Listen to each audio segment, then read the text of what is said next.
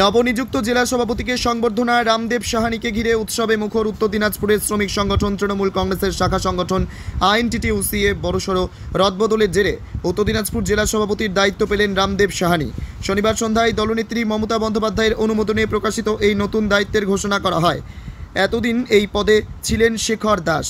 রদবদলের খবর প্রকাশ্যে আসতেই জেলা জুড়ে দলীয় কর্মীদের মধ্যে উচ্ছ্বাস দেখা যায়।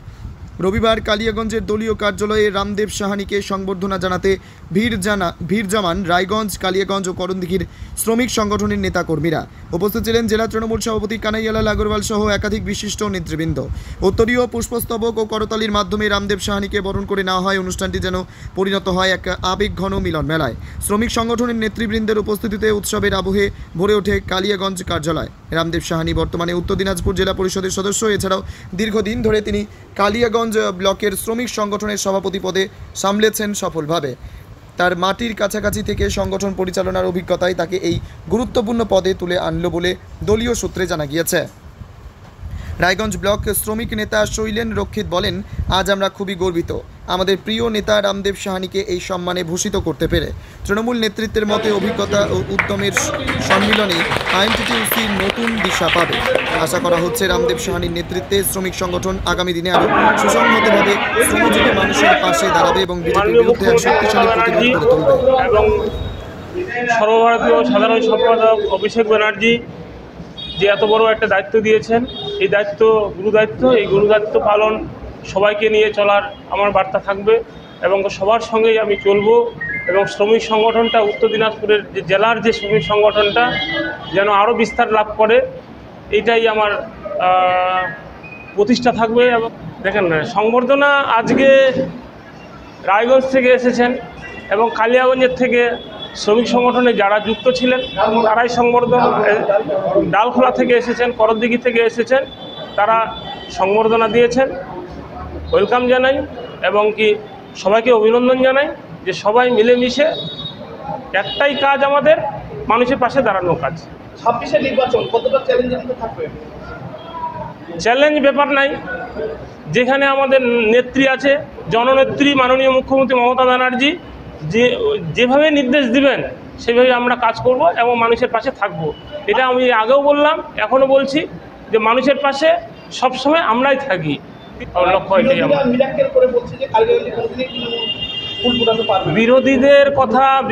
বিরোধীর মতো কথা বলবে, বিরোধীকে কথা আমরা পাত্তা দিই না, গুরুত্ব দিই না।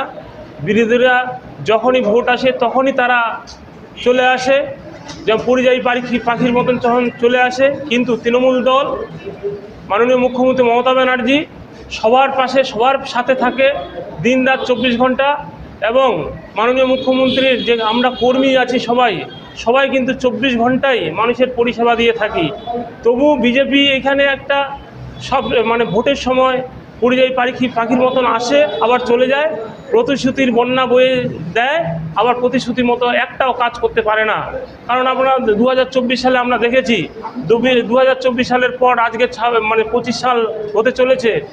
এখানকার যে সাংসদ আছেন কি কাজ করেছেন, একটা নজির দেখা কি কাজ করেছেন উনি।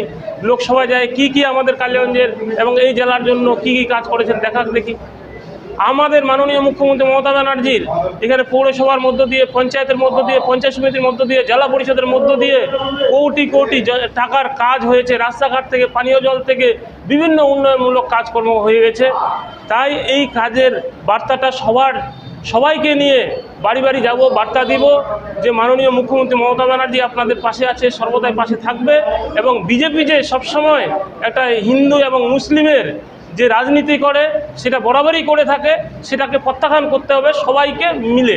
কারণ দেখেছেন 100 দিনের কাজের ব্যাপারটা নিয়ে দীর্ঘদিন ধরে এই 100 দিনের কাজটা ইচ্ছাকৃতভাবে আটকে রেখেছে। সেটা বাধ্য হয়ে মাননীয় মুখ্যমন্ত্রী মমতা ব্যানার্জি এবং অভিষেক ব্যানার্জির সর্বভারতীয় সাধারণ সম্পাদক যে অভিষেক ব্যানার্জি, তাদের নেতৃত্বে দিল্লি দরবার পর্যন্ত হয়েছে। আমরা গ্রামে গঞ্জে সব জায়গায় 100 দিনের কাজ নিয়ে লড়াই করেছি। তারই একটা অবদান হিসাবে আজকে হাইকোর্ট বাধ্য হয়েছে সেটাকে 100 দিনের কাজে যে চালু করার একটা নির্দেশ দিয়েছেন।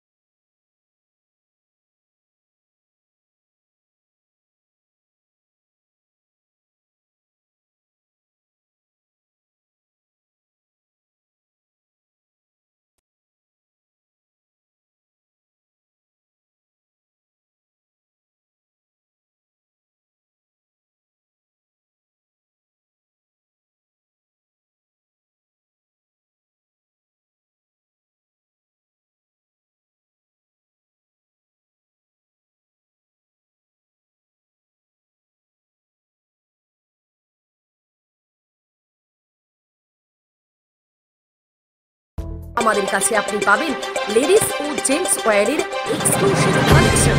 তাই আর দেরি না করে চলে আসুন আমাদের ঠিকানায়, এনএস রোড, সমবায় ভবন, কালী। আপনি কি একজন বইপ্রেমী, কিংবা আপনি কি বই পড়তে ভালোবাসেন কিন্তু আপনার পছন্দ মতো বই কোথা থেকে ক্রয় করবেন ভাবছেন? এখন আপনার এলাকায় মীরা পুস্তকালয়ে আপনি পেয়ে যাবেন সমস্ত ধরনের বই। যেমন এখানে পাবেন স্কুল কলেজের পাঠ্যপুস্তক, বিভিন্ন চাকরির পরীক্ষার বই, এছাড়া ধর্মগ্রন্থ, শিক্ষামূলক সামগ্রী, অফিস স্টেশনারি, ড্রয়িং সামগ্রী এবং খেলাধুলার সরঞ্জাম মীরা পুস্তকালয় থেকে ক্রয় করতে পারবেন। তাহলে আজই যোগাযোগ করুন আমাদের ঠিকানায়, সুকান্ত মোড়, কালিয়াগঞ্জ, উত্তর দিনাজপুর। যোগাযোগের জন্য নম্বর 8945933128।